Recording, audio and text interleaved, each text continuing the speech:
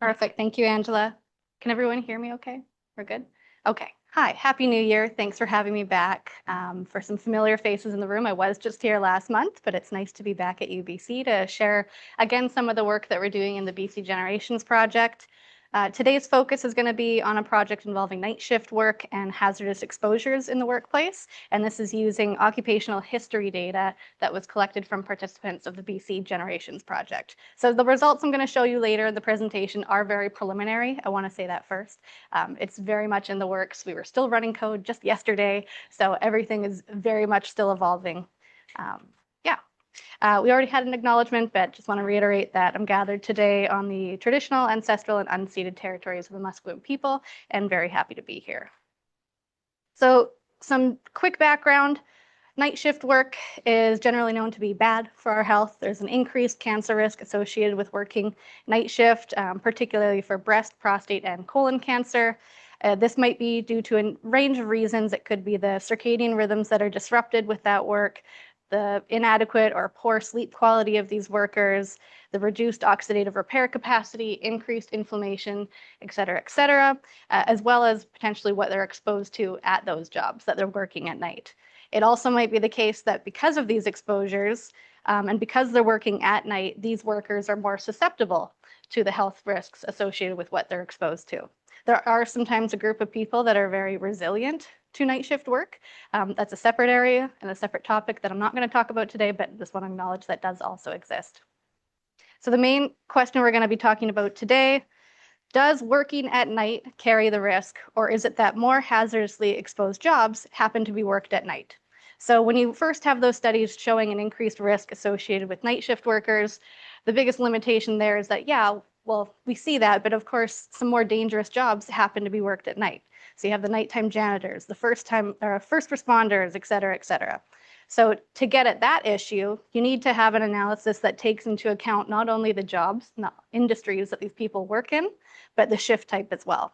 So if you take a look at just a very simplified picture here, you can see that there's some jobs that are worked day and night. So like first responders, for example, people that are doing deliveries, healthcare workers is a big group.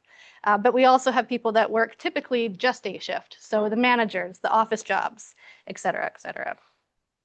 And to answer this big question, we need to know the shift type of the jobs, but we also need to know whether that job was in a certain industry group or a certain job classification group, and then adjust for that factor when we're looking at the impact specifically of night shift work and your risk of exposure. So a lot of the research in this area that focuses on occupational health and safety, you've seen focused on specific occupational groups. So they'll look in a particular workplace against health outcomes. And in that case, you're knowing that everyone in your population that you're analyzing is of the same job category. They all have the same job, so you don't need to adjust for that because they all have the same occupation, the same exposures, and you can just look at whether that shift type is having a difference. In the real world, when you select data from a generalized population, you're going to have a range of jobs that these people work and a range of industries. So to do your analysis, one of the first steps you have to do is clean up the data, look at what people gave you, and figure out how you're going to organize it. This is where occupational coding comes into the play. So people would write down open text, what was their job, and then it's the job of researchers to figure out how we want to classify what people reported as their job. There are automated methods that do this. So you can have some tools that look at an open text and put people's record in a group. But unfortunately, that's not always the best. It seems that there's quite a range, not only in which tools do a better job, but how well of a job they do, depending on what jobs they're looking at. So the agreement between different tools in the study you see on the right range between, say, 18 and 26% at the full 4-digit job code. If you looked at just the first digit job code matching, it still wasn't that great. It was about half the time that they aligned up. So the automated methods, of course, are more ideal because they're much more resource efficient and quicker, but they don't always perform the best. And so then that will affect your downstream analysis, of course. And this is especially true. I'll point out like one example that we've had. People will use like very colloquial terms for some of their jobs. One person might say, I was a gopher. And what sort of automated tool is going to know what category to put that in? It's not until you have a person reading the detailed description you can figure out, oh, They were a general laborer on a job site that was going for random jobs and picking up this and moving that. But that's something that a typical tool might not pick up on, probably won't pick up on. So I'll jump right into the methods for the study that I'm going to be talking about today. This is a secondary data use study using information already collected from BC Generations Project participants. I'll speak a little bit more about BCGP in a second. These participants were asked to complete an occupational history questionnaire, and the majority completed it in online format. We do have a few that did the paper format. That's not included in this analysis, but it is available. And then for this analysis, we chose a subset of 101,548 online reported occupational histories. So that's 101,548 rows of data where a person reported the job title, the job description, their best guess at what their industry group was, a description of their industry, the type of exposures they had. They reported when they started working, stopped working, where they worked, a whole bunch of details that we have in this data set. We selected a subset because it wasn't realistic to manually code that many. It would take years, most likely. But we chose a subset that I'm going to be presenting on today of just over 16,000. And jobs were assigned two codes. One is the occupation or the job code, and I'll give you guys an example in a second, and the other was an industry code.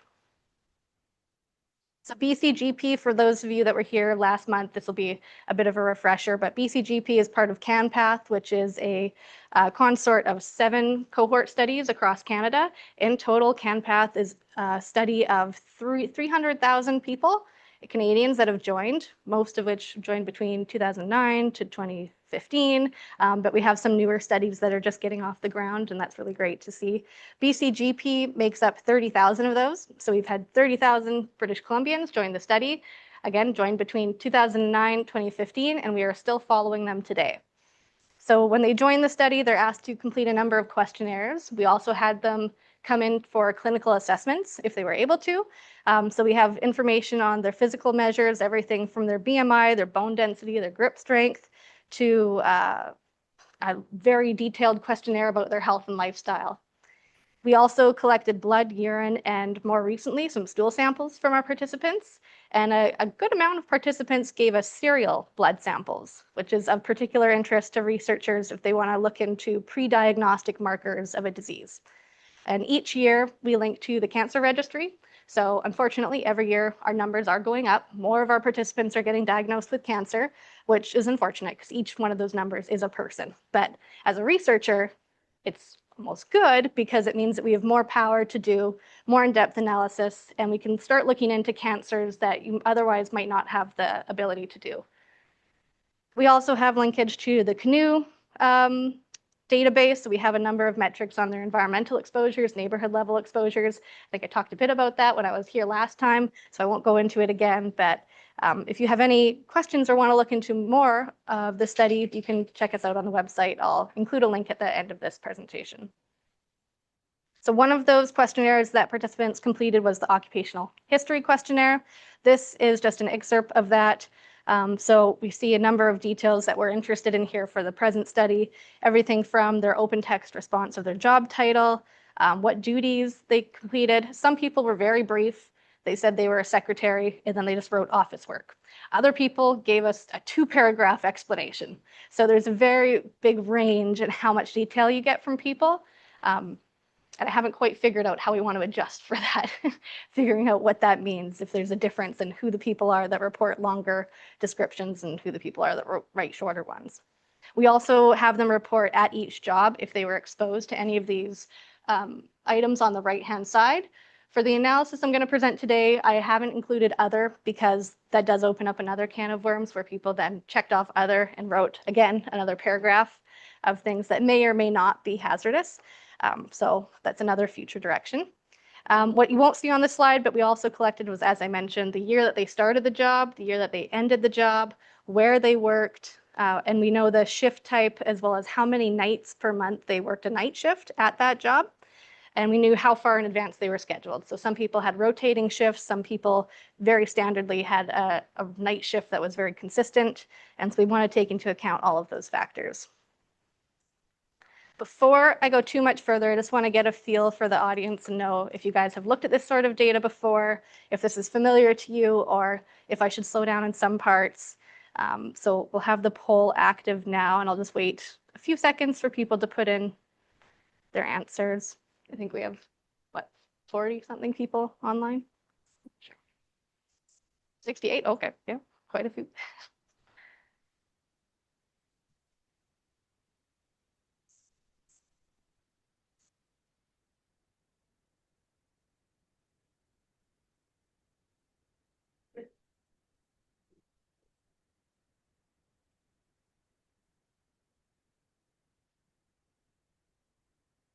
Okay, so I'll end the poll here and kind of just see what results we have. Is showing up? Oh.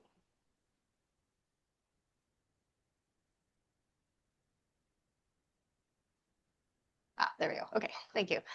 Yeah, so the majority of you guys, this is a newer topic to you, but we do have a handful that are very experienced in this field. So if you have some detailed questions at the end, regardless of how you answered this poll, please ask. And I'm also going to be sticking around afterwards for a little bit. Okay, I'm just going to close that. Okay, on to methods. Okay, so the methods of this project involve manually coding the open text responses of our participants for each of their job history records that we subset for this analysis. We subset based on shift type, not by person. So the records that we pulled are not an exhaustive list for everyone of every job that they gave us. It's just based on shift, which I'll explain more in a second. Each was assigned up to a 6-digit industry code. That's the highest level of detail we can provide, and up to a 4-digit job code. In total, we had 8 research assistants working on this project. It kind of was rolling over time. Sometimes we would have a grad student helping out for a while, and then they graduate and they go on to do wonderful things, and we need to find someone else to take over. So things have moved over time, and it has been quite a process to get these occupational records coded, but it's been a labor of love. And in the process, we came up with a very detailed list of guidelines to figure out what to do with the gray area jobs. So it's not always cut and dry whether you should code someone more with this number or more with that number. So sometimes we had to meet as a group and kind of decide together, okay, if we see this sort of example, what's going to be our default of how we assign a code? At what level of detail are we confident assigning a code? And at what point do we just stop at a level of detail if we're not sure on how to categorize them past that? And then we also had some overlap records built in. So these were blinded to the coders. There was 10% of the records that existed in everyone's assignments. And periodically, I would pull those records and assess to see how consistent we were across our coders. There is always going to be a level of subjectivity in this, but the goal was always to have it very much one mind about it, so that if one coder looked at a record, hopefully they would code it exactly the same as another coder from our team. Wasn't always the case, but that's why we came up with guidelines so that over time we were more and more cohesive in that effort. This whole process took 2.5 years. So as you can see, it's been a labor of love for sure. We did kick it into high gear over this past year. That was where we were having meetings every 2 to 4 weeks to talk about our records, hopefully having research assistants coding 300 to 400 records per month.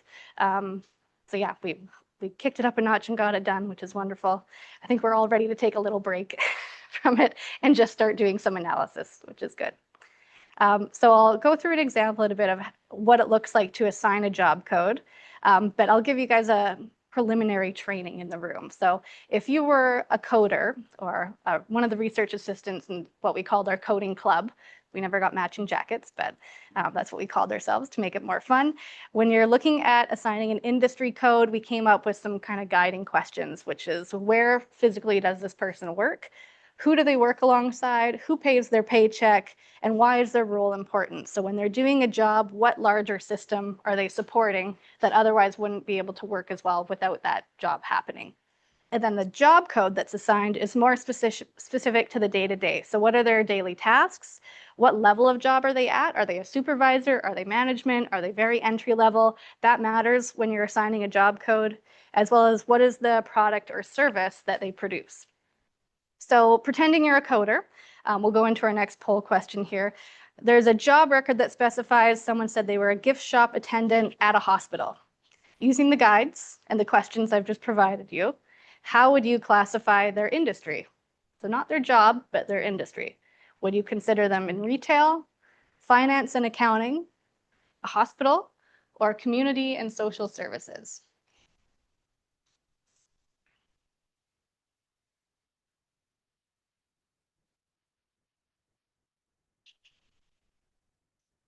We'll just give a few more seconds here.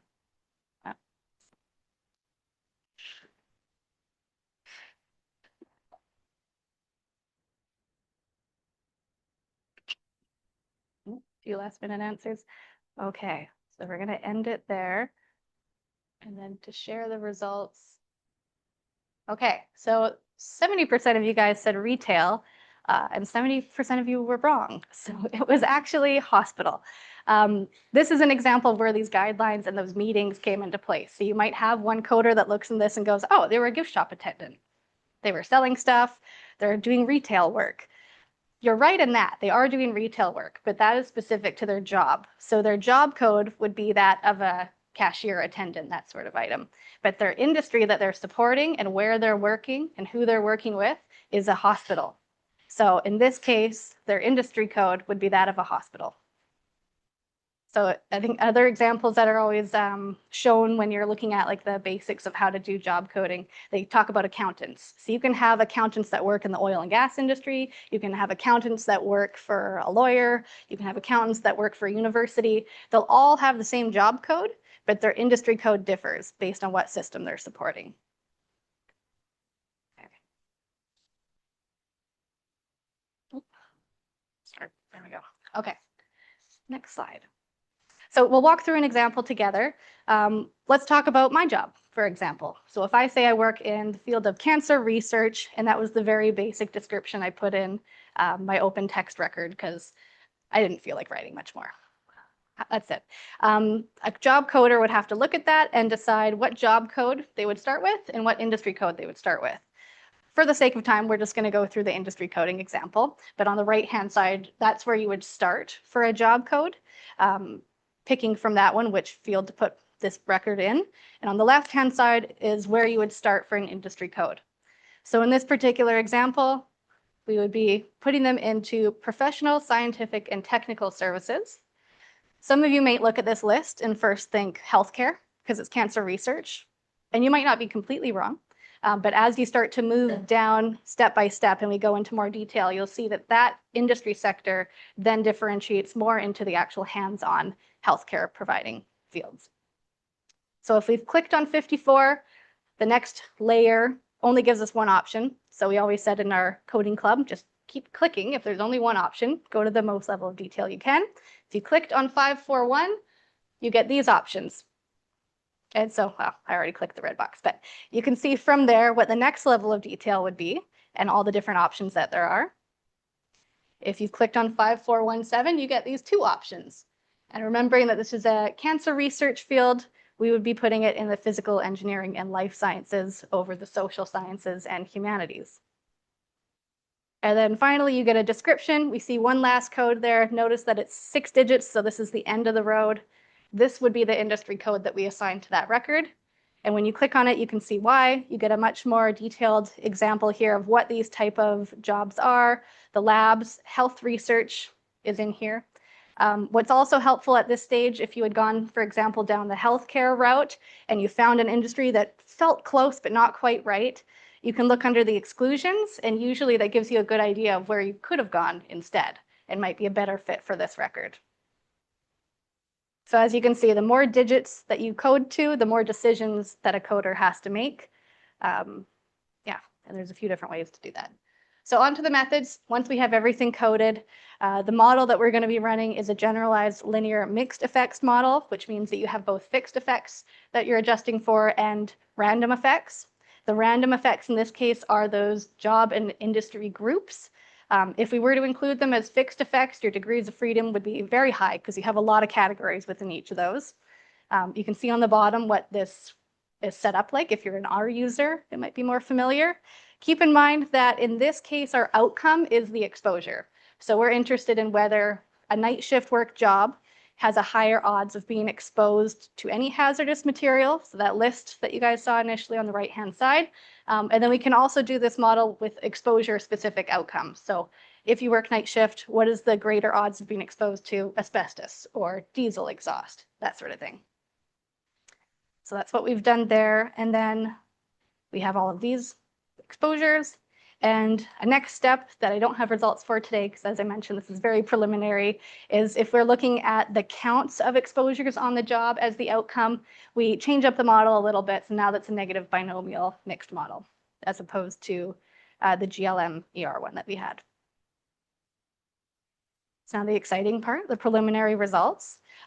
Thinking back to that background slide where I showed you some numbers of how consistent the coding tools that were automated did compared to each other, we did much better with people. So of the records that were coded, each of these shades in the pie chart reflects one coder's assignment. So we had some people that stuck it out with this position longer and were able to code more records. So not everyone has an equal share of the pie. We had 10% or almost 11% of overlap records. That's what I'm going to be showing these numbers to reflect. So of those overlap records where we had 3 people code the same record, I look at what codes they assigned and whether they were consistent. And if they weren't exactly consistent, to what level were they the same? So overall, we did quite well. We had an exact match in this overlap random subset, 75% of the time for industry codes and 84% of the time for job codes. And then depending on the level of detail you're interested in, the numbers are actually higher. So if you're just looking at the second digit of an industry code that was assigned, 93% of the time, our coders all agreed and gave the same code, which is great. And then for job code as well, we had 92%. And then with each digit, it does drop slightly, but overall, these are pretty good numbers that I feel pretty confident in. 97% of all of the occupational records we looked at were assigned a full 4 digits for their job code, which is very good. Industry codes were less likely to get the full 6 digits. Some of that often came down to just the level of detail that participants gave us. If we weren't confident in differentiating whether they worked in cancer research as life sciences or in a different area, we would stop and not code any further because we only wanted to assign what we were confident in.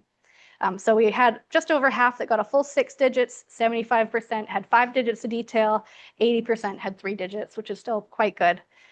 For this preliminary analysis, we're just looking at the first 2 digits of industry code and the first 1 digit of job code. But if we did want to include more, we can have even more groups.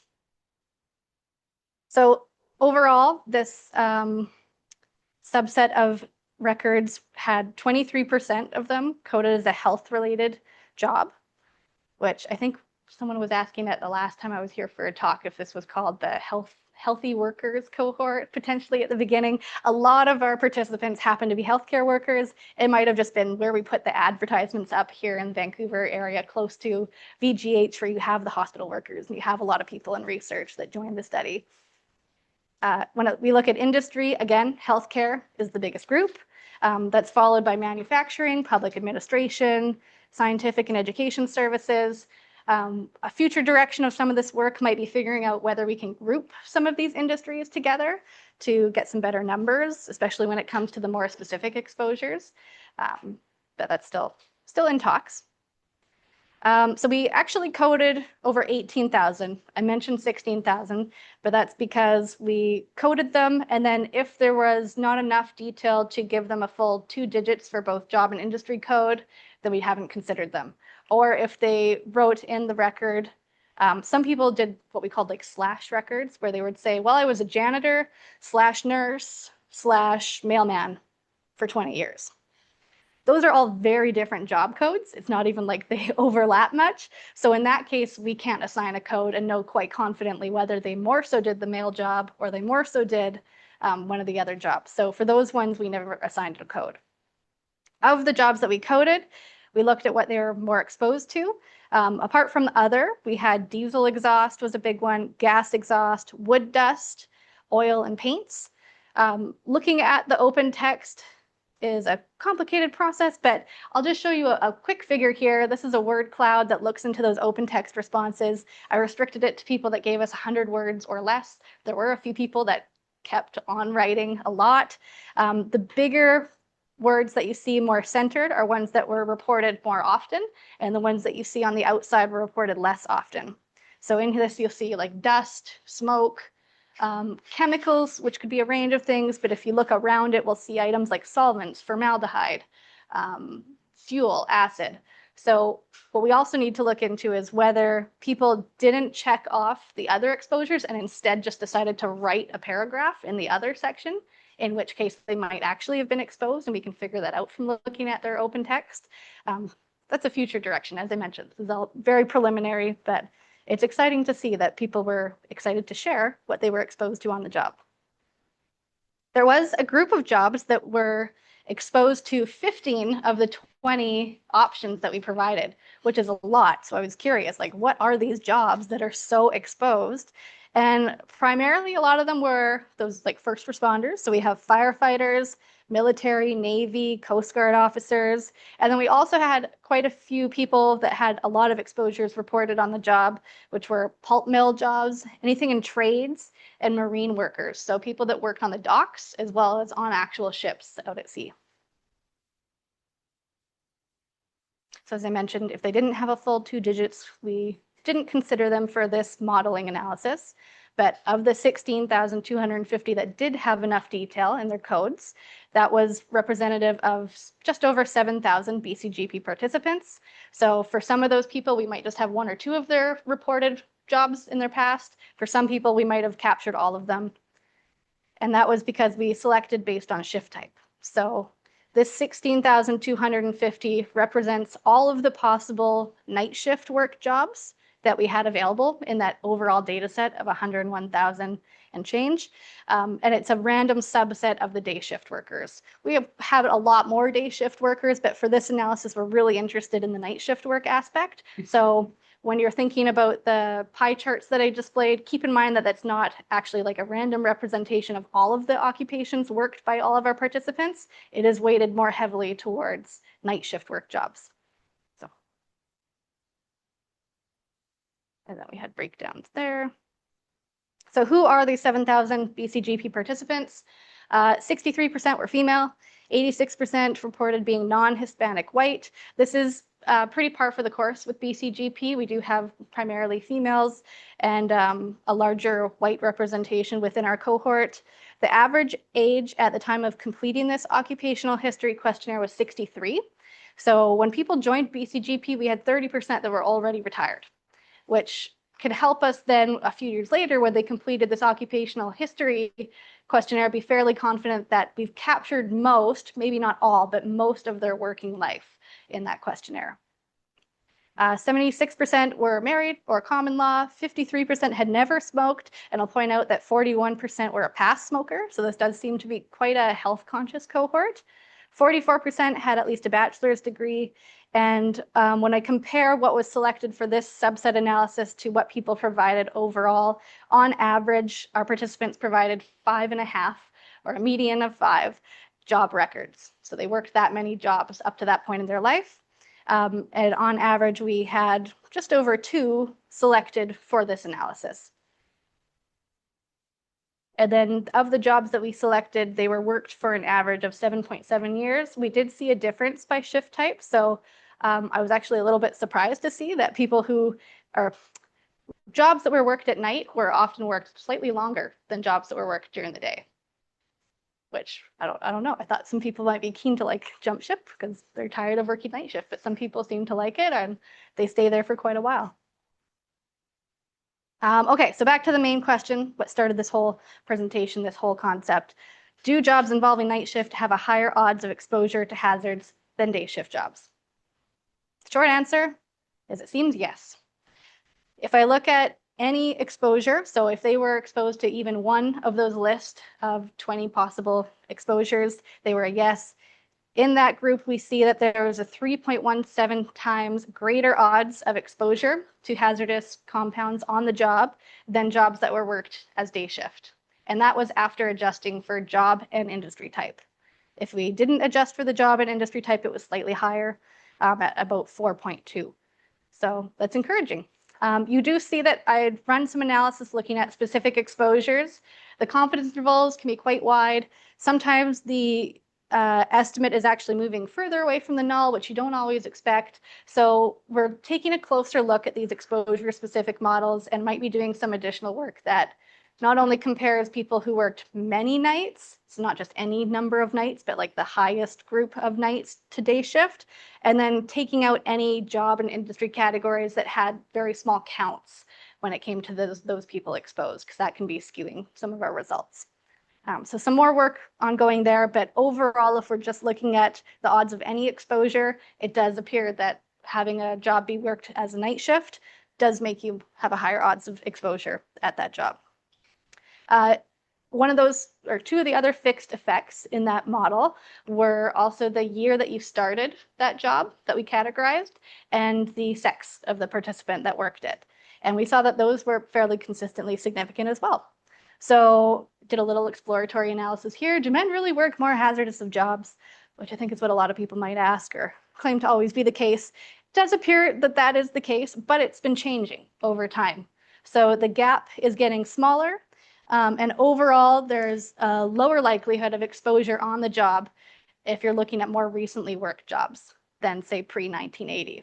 So part of that might be due to worker safety guidelines.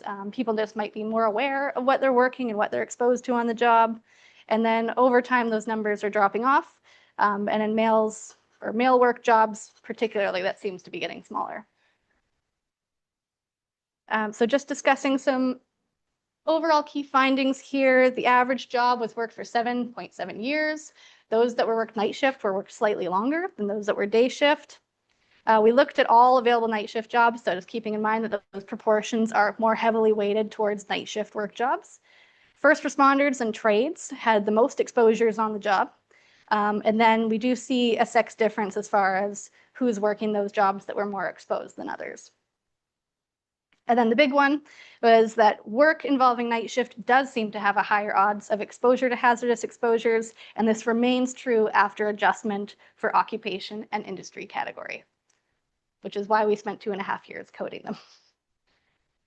And then to look at more specifically at exposure-specific relationships, we have to do some more careful consideration of how we're going to be modeling those. But some next steps are to look at manually coded subset, have automatic coding compared to what we did. There is some work already ongoing in CanPath that has looked at automated methods, taking into account like natural language processing and seeing if these tools are getting better at assigning the right job code. And in some cases, they're doing pretty good, but in a lot of the cases, they're still not as reliable as we would like. So if we can find a way to harmonize or hybridize automated methods with manual coding, that would be great. So maybe there's some industries that people do the best at coding, and there's some industries that the automated methods actually do a really good job, so we can let them code those, and that would cut down the number of records that we have to sit down and think about and save a lot of time. We also need to look into those open text responses, as I mentioned. I would like to consider what I'm considering exposure literacy and how that may play a role. So people that worked as a gas station attendant might not know that they're exposed to quite a number of like hazardous fumes. Whereas if you're a firefighter, they do a pretty good job of learning what they're exposed to, and they have a lot of PPE and they have their unions telling them all of this. So there might be differences by job group and how aware people are of what they're exposed to. And so we need to think about how to adjust for that. We also might want to look at career progression. So as people move more into supervisory and managerial roles, as a firefighter, for example, they may be less likely to actually be on the ground getting a lot of the key exposures that the younger or earlier career staff are. And then finally, how does increased exposure actually translate to health risks? To do this, we would have to code all of the job histories per person. So that's another step, but it is possible. And then that would then allow us to see if there's any specific periods of life when exposure might be more impactful on people's health. So if you worked a job in your early 20s where you were exposed to crude oil and all these things, that might matter more than if you were exposed for the same amount of time in your 50s, for example. Yeah. So I'll bring it to our last poll question and then we'll wrap it for the day. So the raw occupational history data collected from participants is currently not available for researcher request, as codes have not been assigned to all records. Why can't we just release the open text responses to a researcher and let them do the coding themselves? So we have the poll here.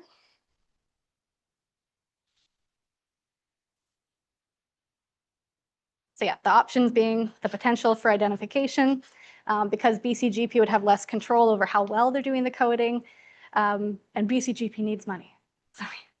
Which actually is always the case, but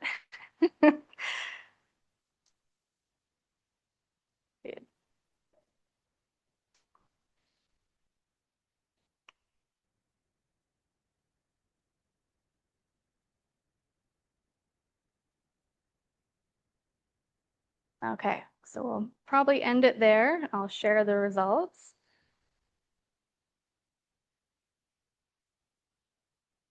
Okay, so the majority of you guys chose B, less control. That is a concern, but it's actually not the primary concern. The first one is A, the potential for identification of our participants. We cannot allow that to happen, and we need to do our due diligence as stewards of this data. For example, I saw a couple spots where the information provided in the open text by a participant could be used to identify them. So if they wrote, I was the owner of Alpha and Beta Publishing Corporation in Vancouver from 2000 to 2009, a very quick Google or Wikipedia search could have a researcher figure out exactly who that person is. I don't know why they would want to do that, but at the same time, as long as that's a potential, we cannot release that type of data. So we either need to go through the open text and find a way to clean this up so that it's definitely not identifiable, or we would only want to release data once it's been coded, and then we wouldn't be releasing the open text responses itself. We would just be releasing the up to 4-digit job code and the up to 6-digit industry code per record, per person. Okay.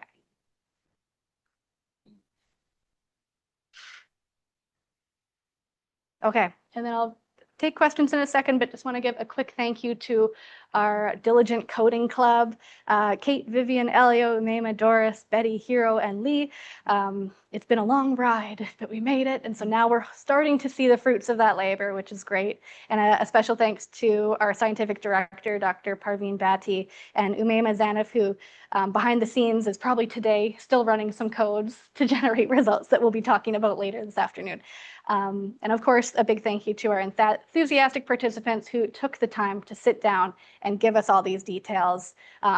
While sometimes I'm scratching my head looking at like the 200-word responses, it is still all very valuable information, and we would always rather have more than not enough. So thank you to them. And with that, I will turn it over to you guys for any questions.